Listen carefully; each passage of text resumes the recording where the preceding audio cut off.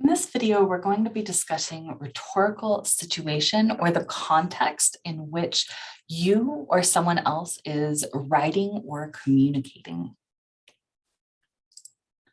So what is rhetoric? Rhetoric is the way in which you communicate in everyday life. So oftentimes when we hear rhetoric, we're usually hearing it talked about often in a derogatory way, but usually talking about politicians or writing or things like that. But rhetoric and rhetorical strategies and devices are things that we use to communicate all of the time. So these communications can be persuasive in nature and can be made of text, images, video, or any other type of media, including just you talking to someone else. You can be using rhetoric. So rhetoric requires an understanding and control of language and knowledge of culture. The rhetorical situation, which includes the purpose, audience, topic, writer, and context, genre, and other aspects to achieve an intended purpose. In many cases, rhetorical appeals, ethos, pathos, and logos can also contribute to this intended purpose. So rhetoric, in order to be good at it, is you have to understand the context in which you're writing. You won't be able to have that control of language if you don't have knowledge of the culture or an understanding of the context in which you are writing or speaking in. So rhetorical situation is all about context. The purpose is the first one that we're going to talk about. And remember that all of these things are going to apply both to your own writing. You want to consider how these would apply to the assignments you'll have in this class or the communication that you do in other situations, as well as text that you'll be analyzing, right? So if you're looking at an advertisement or an article for an annotated bibliography or reading an article just for discussion in class, right? All of those things are going to have all of these situations, right, that we're going to talk about. They're all going to have purpose, audience, topic, all these things, right? So you want to think about them as a dual thing, both how it helps you in your own communication and how you can see others doing this in their communication. So with purpose, you want to consider what the purpose of the writing is. So are you or the writer that you're reading, writing to inform, evaluate, analyze, or convince? Because these are going to change the way that we take in the writing, right? So if somebody is trying to just inform us of something, they aren't going to be using persuasive techniques because they're just telling us, hey, this thing happened. This is a situation, right? Whereas if they're trying to persuade us to say this is a good situation or a bad situation, then they're going to change tactics, right? They aren't going to be able to use the same strategies. So you want to think about why somebody is communicating what they're communicating. And this can include when you're watching the news, when you're reading an article, when you're conversing with someone else, like maybe, if when you were in high school, were trying to convince your mom to let you stay out late that night past curfew, you're trying to convince, right? So that was your purpose. You always have a purpose to your communication. So you want to think about why other people have, what the purpose is for other people's communication, and what is the purpose of your communication. And then audience, this is a really, really crucial one. And it's going to be really crucial in most of your writing classes in college. So audience is when you're writing anything, you want to consider who is being addressed. There are a couple of reasons for this. One is that audiences bring in their own perspectives, biases, experiences, and expectations, which can make writing for a particular audience very difficult. So you want to consider, let's go back to this, right? Say if you were writing about something political, and in the first instance, you're just writing to inform, and you are writing to a group of like-minded people. So people who are a part of the same political group that you are, right? That's going to look really different, hopefully, than if your audience is people that you're trying to persuade who are on the other side of the political aisle from you. Right? Because if you write in the same language and the same way that you would address people who agree with you, that you would try to address people that you're trying to persuade who already disagree with you, they probably aren't going to be persuaded, right? You have to figure out, how do they think about this topic? What is their language? What is what are their values? What's important to them about this topic, right? If you're going to be able to persuade them to come over to your side, right? So if you're writing to an audience that you don't know much about, it's going to be especially difficult, right? So you want to understand your audience before you do any writing to them. And then the other thing that's going to be important is you want to think about how you already communicate differently in different contexts, right? With different people. If you are talking to your mom or you're talking to your friend, you might use different language and you might use different communication styles, right? The same with if you're talking to a friend versus talking to a professor or your boss, right? You're not going to talk to them the same way necessarily, because these are different contexts, right? They're different situations and you have different relationships with those kinds of people, right? So you always want to think about who you're being addressed, because that's going to affect the way that you speak to them. And then topic, what are you writing about? The topic might be selected or you might be assigned a topic, but you should try to find an angle that you're motivated to write about. So oftentimes in college, students will be upset or bored because they don't particularly care about the topic that they're being asked to write about. But that's going to always be something that comes up, right? There's no topic that a professor could assign that every student is going to be interested in.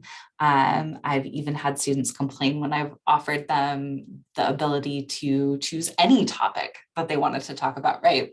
So the reason I'm saying this is because you want to find something about the topic that interests you, right? What's an angle that you can talk about that does align with your interests, right?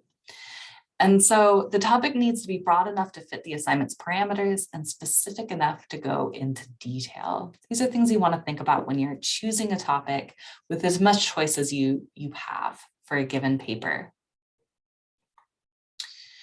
And then the writer. So writers, just like their audience, are influenced by a number of things, like their age, location, perspective, bias, culture, experiences, and expectations. Writers may need to consider if the traits they are bringing in may have a positive or negative outcome. For example, even if someone is very passionate about stopping animal testing, to convince others, they may have to show restraint in expressing all of their personal views about people who test products on animals. If these are the people they must convince, no matter what the writer may personally feel, writers should avoid insulting or degrading their audience if they have a chance at motivating change. So this goes back to what we were talking about before with audience, right? So the audience and the writer are two sides of this contextual coin, right? They're both bringing with them their own perspectives and biases and experiences and expectations, right? And if your perspectives and biases and all of that are in line with your audiences, it might be a little bit easier to write the paper. If they aren't in line, which is usually going to be the case if you're persuading somebody of something, right? Because if you're persuading somebody of something, it means that they already don't agree with you. So if you're trying to persuade someone of something, you want to take into account their perspective. And if you start off something, right, by saying, everybody who believes differently from me is stupid, or they don't have common sense, or they're awful people, or amoral, or something like that, probably that's not going to persuade anyone. Now, if other people who already agree with you read your article or your essay, they'll probably be like, yeah, that's true. They are amoral and they are stupid, right? But it's still not persuading anybody because they already thought those things. So when you're writing something persuasive or giving a persuasive speech or anything like that, you want to take your audience into consideration. They're the most important part of the context because your audience is the one that's going to read the paper. Your audience is the one that you're trying to persuade, right? So you want to think about who it is that you're talking to, because that may affect the language that you use. That may affect the level of professionalism that you use in your writing, right? So the way that we teach you at KCC is generally to use APA and academic style writing, but that's probably not going to be the writing that you use in every situation. But what you want to learn is, how can I understand different writing situations and different audiences to know what the best way to communicate with them is. The context describes the circumstances surrounding the writing, which include the time when the text is written, the location where the text is placed, and events surrounding the writing and the culture. So when you're writing about a given topic, whatever is going on in world events is probably going to affect the way that that writing is both written by you and the way that it's received, right? This is often why if you're in a literature course and you're reading a text that was written 100 or 200 years ago, you might find it to be either very difficult to understand or wildly inappropriate, or that they have awful politics, right? That you're like, I can't believe that somebody would think or say this thing. But that's because we're, 100 or 200 years in the future, and we have a different context, right? A different cultural and historical context than they did. And so you always want to consider those things when you're reading them. And the location is going to matter a lot, right? So this is the medium of the writing. So are you reading it as a social media post? Are you reading or writing it as an essay? Are you reading or writing it on television or YouTube? All of those things are going to affect both how you give the information and how it's received, right? Because you're not going to want to, if you were talking about the same topic, right? And in one assignment, you had to do a 5-minute YouTube video on the topic. And in another assignment, you had to write a 1,000-word essay on the topic. Hopefully you wouldn't just read the essay for your 5-minute YouTube video, right? Because that would sound stilted and kind of boring for a video, most likely, right?